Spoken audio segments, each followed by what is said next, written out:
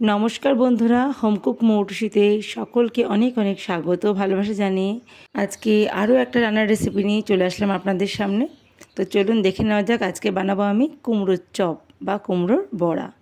Chop তেলে ভাজা খেতে আমরা অনেকেই ভালোবাসি, বিশেষ করে সন্ধ্যাবেলা একটুখানি চায়ের সাথে চপ, তেলে ভাজা, মুড়ি এসব হবে, তাই না? তো এইভাবে কুমড়োর আমি চপ বানাবো, যেভাবে বেগুনি বানায় ঠিক সেইভাবে। দেখুন, এইভাবে পাতলা করে লম্বা লম্বা করে আমি কেটে নিয়েছি কুমড়োগুলোকে। বাকি যে কুমড়োটা, ওটা আমি তরকারি বানাবো। কুমড়োর চপ বানানোর জন্য যতটুকু কুমড়ো প্রয়োজন ঠিক ততটুকু কুমড়ো আমি কেটে নেব। সন্ধ্যেবেলা টিফিনের সময় চপটা আমি বানিয়ে নেব, সেই জন্য একটু লম্বা করে পাতলা করে কাটতে হবে, না হলে সেদ্ধ হবে না। কুমড়োটা তাড়াতাড়ি সেদ্ধ হয়ে যায়, কিন্তু একটু পাতলা করে কাটলেই ভালো। আর এই যে দেখুন, এরকম মাঝখান থেকে আমি একটু চিড় দিয়ে নিচ্ছি বটির সাহায্যে। আপনারা চাকু দিয়েও কাজটা করতে পারেন। একটু এরকম চিড়ে চিড়ে দিলে না নুনটা ভালো ঢোকে আর কুমড়োটা খুব তাড়াতাড়ি সেদ্ধ হয়ে যায়। যেহেতু এটা বড়া হবে, তো দেখুন কুমড়োটা আমি এভাবে লম্বা লম্বা করে পাতলা করে কেটে নিচ্ছি। আপনারা চাইলে আরেকটু পাতলা করতে পারেন, তো আমি বেশি পাতলা করে করে দেখেছি, কুমড়োর বড়া খাচ্ছি বলে মনে হয় না, সেই জন্য একটু মোটা মোটা করেছি। যেরকম করে আমরা কুমড়ো ভাজা করি সেরকম করেই কেটেছি আমি। অল্প নুন, অল্প হলুদ আর সামান্য একটু চিনির দানা ছড়িয়ে দিলাম। তো এইভাবে একটু মোটা করে লম্বা করে কাটলে একটু বেশি সময় নুন মেখে রাখতে হবে, এটাই আর কি। আর যদি আরও পাতলা করে কাটতে চান তাহলে 10 মিনিট 15 মিনিট নুন মেখে রাখলেই হবে। যেহেতু আমি একটু মোটার মধ্যে কেটেছি, সেই জন্য আমি প্রায় ঘন্টাখানেক আমি নুন আর হলুদ মেখে রেখে দিয়েছিলাম এটা। তাহলে সফট হয়ে যাবে আর ভাজতেও সময় লাগবে না। কুমড়ো তো এমনিই তাড়াতাড়ি সেদ্ধ হয়ে যায়, ভাজার সময় খুব তাড়াতাড়ি সেদ্ধ হয়ে যাবে। আর এখানে একটা বাটি নিলাম, তাতে এবার আমি নেব বেসন। ওখানে 6 পিস বড়া হবে বা 6 পিস চপ হবে। 6 পিস কুমড়োর চপ ভাজা করতে যতটা বেসন প্রয়োজন আমি নিয়ে নিলাম। আর নিলাম অল্প একটু হলুদ গুঁড়ো, স্বাদ মতো নুন, আর দিচ্ছি অল্প একটু কালো জিরে। আর এর মধ্যে দেব এবার আমি কর্নফ্লাওয়ার, 1 চা চামচ কর্নফ্লাওয়ার দিলাম আমি। কর্নফ্লাওয়ারটার জায়গায় আপনারা ইচ্ছা করলে চালের গুঁড়ো দিতে পারেন। চালের গুঁড়োটা আমার কাছে ছিল না, তাই জন্য আমি কর্নফ্লাওয়ার ব্যবহার করলাম। এর জন্য চপটা বেশ মুচমুচে হবে। আর একটু দিয়ে দিলাম বেকিং পাউডার, একদম 1 পিঞ্চ মতো বেকিং পাউডার। তারপর ভালো করে মিশিয়ে নিচ্ছি শুকনো অবস্থায়। তার মধ্যে আমি দিয়ে দিলাম অল্প করে জল। অল্প অল্প করে জল দিয়ে একটা ব্যাটার তৈরি করতে হবে। একবারে বেশি করে জল দিলে হবে না, তাহলে ব্যাটারটা পাতলা হয়ে গেলে বড়াটা কিন্তু ভালো হবে না।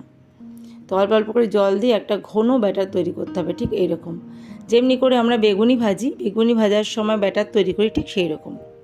আর বেকিং পাউডারটা দিয়েছি বলে চপগুলো বেশ সুন্দর ফুলবে। তো ব্যাটারটা দেখুন এরকম হয়ে গেছে। আর এই কুমড়োগুলো প্রায় 1 ঘন্টারও উপরে কিন্তু ভেজানো ছিল নুন দিয়ে। ভাজা করতে একেবারেই সময় লাগবে না, খুব ঝটপট চপটা হয়ে যাবে। আর সঙ্গে সঙ্গে যদি কেটে করেন তাহলে কিন্তু নরম হবে না, মানে ওপরে একটা কোট তৈরি হয়ে যাবে, ভিতরে শক্ত থেকে যাবে কুমড়োটা। সেই জন্য ঘন্টাখানেক একটু নুন মেখে রাখলে ভালো হয়। এবার আমি একটা একটা করে কুমড়োর টুকরোগুলো বেসনের ব্যাটারে ডুবিয়ে দিলাম। এরপর আমি ভেজে নেব। বড়াগুলো ভাজার জন্য আমি একটা কড়াই বসিয়ে দিয়েছি। কড়াইতে দিয়ে দিলাম পরিমাণ মতন সাদা তেল। সাদা তেলেই বড়াগুলো ভাজবো আমি। আর তেলটা গরম হয়ে গেছে। এবার আমি আঁচটাকে একদম কমিয়ে দেব। আঁচটা কমিয়ে আমি লো ফ্লেমে একটা একটা করে কুমড়োর চপ ভেজে নেব। দেখুন ভালো করে ব্যাটারে মাখিয়ে আমি একটা একটা করে কুমড়োর ফালিগুলো আমি তেলের মধ্যে দিয়ে দিলাম। বাকি কুমড়োর টুকরোগুলো এই ব্যাটারেই ডুবিয়ে রাখলাম। আর এখানে দেখো নুন জল এতটা বেরিয়েছে। কুমড়োটা ভিজিয়ে রেখেছিলাম নুন দিয়ে, এই যে এতটা জল বেরিয়েছে কুমড়োর থেকে। লো টু মিডিয়াম ফ্লেমে 3 থেকে 4 মিনিট করে এক একটা দিক ভেজে নিলেই হবে। তো 1 পিঠ ভাজা হয়ে গেছে। একদম লো ফ্লেমে কিন্তু আমি কাজটা করছি।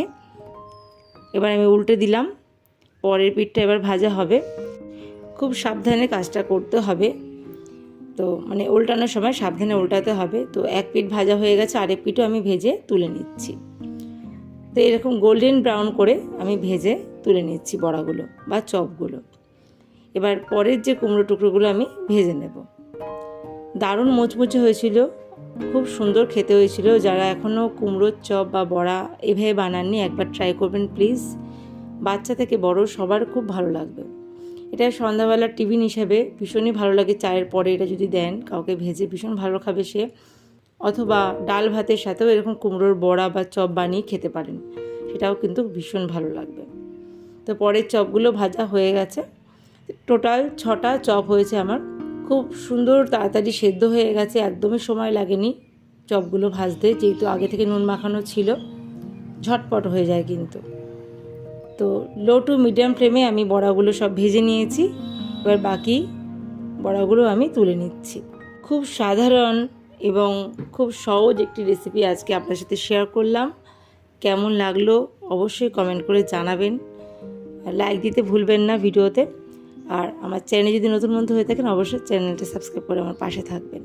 তো দেখুন কুমড়োর চপগুলো একদম রেডি, ভাজতে ভাজতে একটা খাওয়া হয়ে গেছে, বলেছিলাম 6টা ভেজেছি গেছে। দেখুন একটা আপনাদের ভেঙে দেখাচ্ছি, কত সুন্দর সেদ্ধ হয়েছে, একটু চাপ দিতেই কিন্তু ভেঙে গেল।